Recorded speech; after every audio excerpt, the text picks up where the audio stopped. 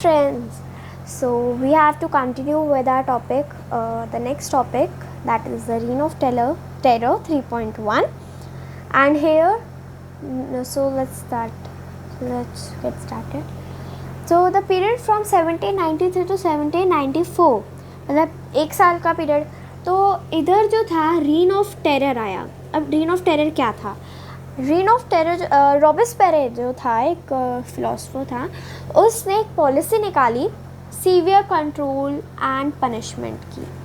तो अब उसने अब निकाला जो भी थे, जो एनिमीज़ होते थे रिपब्लिक के, एग्जाम्पल नोबल्स क्लर्जी, जो इन सब के एनिमीज़ होते थे, और अदर पॉलिटिकल पार्टीज़ ऑल्सो.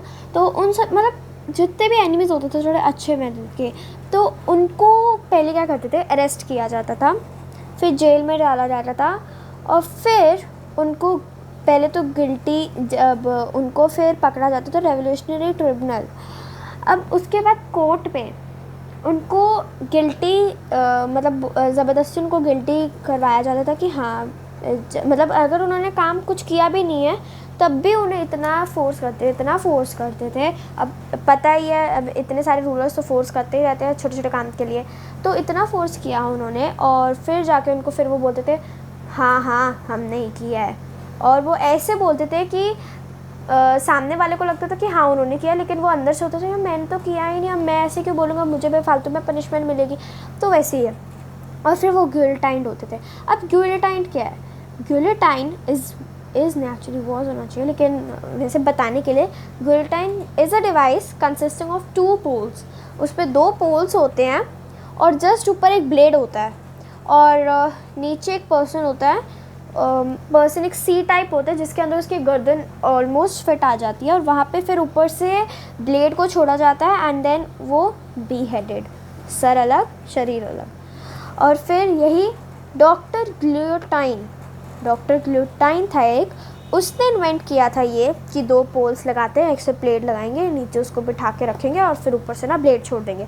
तो ये जो पूरा जो प्रोसेस था वो डॉक्टर ग्लूटाइन ने इन्वेंट किया था, और इसीलिए उसको ग्लूटाइन बोला जा रहा था, ग्लूटाइन डिवाइस का.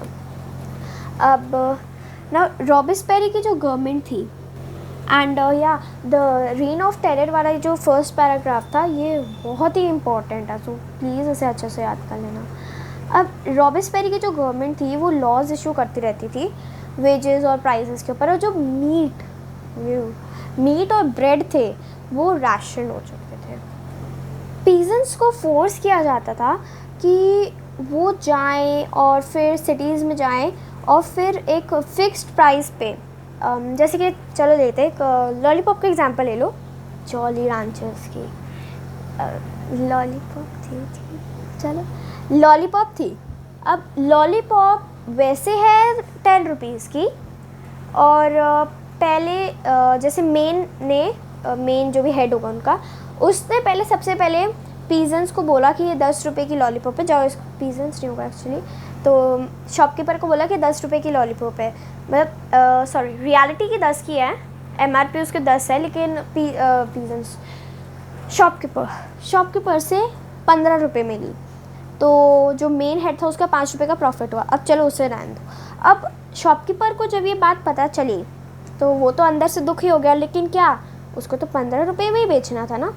तो 15 रुपये में उसने भी बेचा, तो उसके लिए तो कुछ भी प्रॉफिट नहीं हुआ, लेकिन वैसे तो प्रॉफिट हो रहा है, लेकिन उसको नहीं पता कि उसके साथ प्रॉफिट हो रहा है. और इधर जब जैसे हमने ले ली, हमें लगा कि बाहर तो दूसरी जगहों पे 10 की मिलती होगी, मतलब ऐसी तो 10 रुपये की मिलनी चाहिए यार, 15 रुपये की क्यों दे रहा है. ऐसे हमारे स्कूल्स में भी ऐसे ही होता है, लेकिन स्कूल्स में उनको कोई फोर्स नहीं किया जाता है, वो बस अपनी मन मर्जी करते रहते हैं. चलो हम इधर आते हैं. अब यूज़ ऑफ मोर एक्सपेंसिव, हाँ, जो वाइट ब्रेड होती है जैसे मैदा, वो फॉरबिडन कर दिया गया था, और वहाँ पे सारे सिटीजन्स को कहा गया था कि प्लेन डेगलाइट, ये जो भी है मुझे भी नहीं आता वैसे, इक्वालिटी ब्रेड, मतलब जो नॉर्मल जो ब्राउन ब्रेड होती है ना हमारी होल व्हीट की ब्रेड, वो होनी चाहिए, वही खाएंगे सारे. और यहाँ तक कि बड़े बड़े जो nobles clergy and rich members, यहाँ तक कि जो किंग्स वगैरह थे, रॉयल फैमिली, वहाँ पे भी वाइट फ्लोर को फॉरबिडन कर दिया था और बोला गया था कि आप वही ब्रेड एक इक्वल ब्रेड खाएंगे सब, ताकि इक्वालिटी बने रहे। अब जितने भी सर थे, मैडम थे, सारे फ्रेंच के मैन वुमेन सब थे, सब ने सारे आए, मतलब इन सब को छोड़ के, एक तो जैसे पूरी पॉपुलेशन है उसमें से सर और मैडम एंड योर सिटीजन्स और यही सब, इन सब के जो फ्रेंड्स के नाम है वो सब पढ़ लेना ज़रा।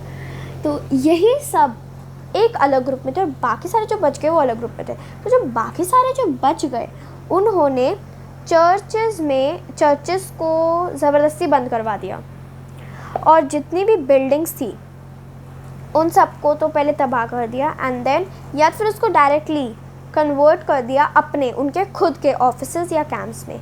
मतलब कि सर मॉन्सियर, मैडम और जितने भी फ्रेंच के मैन और वुमेन से वही सब एक तरह से सिटीजन्स में आ गए। तो वैसे और तो कोई बचा नहीं, लेकिन कुछ जो लोग थे जो बचे हुए थे, तो मतलब वही एक तरह से आप ऑलमोस्ट पूरी पॉपुलेशन ही मान लो। तो इन सब ने चर्चेस को बंद करवा दिया, बिल्डिंग्स को कैंप्स और ऑफिसेज में कन्वर्ट कर दिया।